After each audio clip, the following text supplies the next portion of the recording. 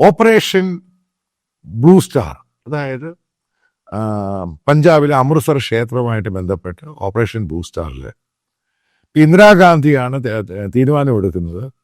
അവിടെ വന്നിരിക്കുന്ന സൈനികരെ തുരത്താൻ വേണ്ടി സിഖ് റെജിമെൻറ്റിനെയാണ് ഡിപ്ലോയ് ചെയ്തത്. ഇന്ദിരാഗാന്ധി കാണിച്ച ഏറ്റവും വലിയ ബ്ലണ്ടറാണ്.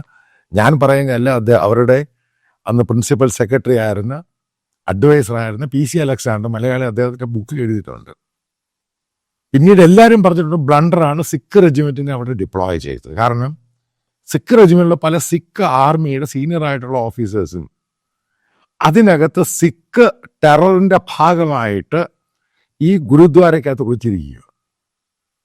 അതേപോലെ തന്നെ സിഖുകാരന് ഏറ്റവും പ്രധാനപ്പെട്ടതാണ് ഈ ഗോൾഡൻ ടെമ്പിൾ എന്ന് പറയുന്നത്. അപ്പം അതിനകത്ത് ഈ സിഖ് റെജിമെൻറ്റിനെ ഏൽപ്പിച്ചു കഴിഞ്ഞപ്പോൾ ഉണ്ടായ സംഭവം അറിഞ്ഞിരിക്കണം. കാരണം ഇന്ത്യയുടെ ചരിത്രമായത്. എത്രയോ സിഖ് ഓഫീസേഴ്സ് അവിടെ വെച്ച് സ്വയമേ ഫയർ ചെയ്ത് ആത്മഹത്യ ചെയ്യുന്നറിയും. കാരണം അവൻ്റെ സാങ്ക്ടം സാങ്ക്ടോറിയം വിശുദ്ധ സ്ഥലത്തിലോട്ടും ഫയർ ചെയ്യാൻ പറയുവാണ്. ടാങ്കുകൾ കയറി. എന്നോട് ഞാൻ ഈ ഇതുമായി ബന്ധപ്പെട്ട് കോർട്ട് മാർഷലായിട്ട് പല സിഖ് ഓഫീസറെ കാണുമ്പോൾ അവർ പറഞ്ഞിട്ടുണ്ട് ഏറ്റവും വലിയ തെറ്റാണ് ഇന്ത്യൻ ആർമി ഇന്ത്യൻ പ്രധാനമന്ത്രി അന്ന് കാണിച്ചത്.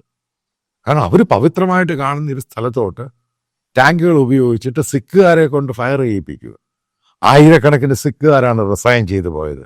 നിങ്ങൾക്കറിയാം, അതിനുശേഷം പല സിഖുകാരും സിഖ് റെജിമെൻറ്റിലും ഇന്ത്യൻ ആർമിയിലും ജോയിൻ ചെയ്യാതായി.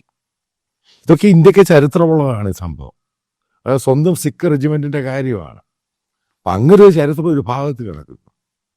ഇതൊക്കെ ഇന്ത്യയുടെ പാർട്ട് തന്നെയാണ്. പക്ഷേ ഇപ്പോൾ ഞാനീ പറയുന്ന ഈ ഇഷ്യൂവായി ബന്ധപ്പെട്ട് ഇന്ത്യൻ പട്ടാളം എന്ന് പറഞ്ഞാൽ പൂർണ്ണമായിട്ടും സെക്യുലറാണ്. അതിൽ സെക്യുലർ ക്രെഡൻഷ്യലുണ്ട്. ഇന്ന രീതിയിൽ കൂടെ മാത്രമേ പൂജ ചെയ്ത് മുന്നോട്ട് പോകുമെന്ന് പറയുമ്പോൾ അത് പട്ടാളത്തിനകത്ത് വലിയ സംഭവമായി മാറും. വലിയൊരു ഡിസ്കഷനിലോട്ടൊക്കെ തിരിയുകയാണിത്. കാരണം ഇന്ന് ഇന്ത്യൻ പട്ടാളത്തിലെ പല ഭാഗത്തു നിന്നും വന്ന ഇന്ത്യയുടെ പല ഭാഗത്തു നിന്നും വന്ന വളരെയധികം ക്രിസ്ത്യൻ ബിലീവേഴ്സ് അതിൻ്റെ അകത്തുണ്ട്. മുസ്ലിങ്ങളുണ്ട്. നേരത്തെ ഇഷ്ടംപോലെ മുസ്ലിങ്ങൾ, ഇപ്പം വളരെ കുറച്ച് മാത്രമേ മുസ്ലിങ്ങൾ ഇന്ത്യൻ ആർമിയിൽ ഇന്ത്യൻ ആംഡ് ഫോഴ്സിലും ചേരുന്നുള്ളൂ. നിങ്ങൾക്കറിയാം എൻ്റെ ഇഷ്യൂ എന്താണ്.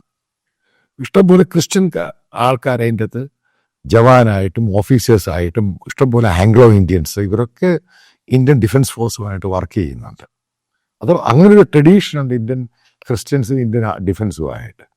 ഏതായാലും ഇത് ഫർദറായിട്ടൊന്ന് എസ്കലേറ്റ് ചെയ്ത് പോകാതിരിക്കണം. ഇന്ത്യൻ ഡിഫൻസിൻ്റെ യൂണിറ്റി ഇതിൻ്റെ പേരിൽ തകരരുത്.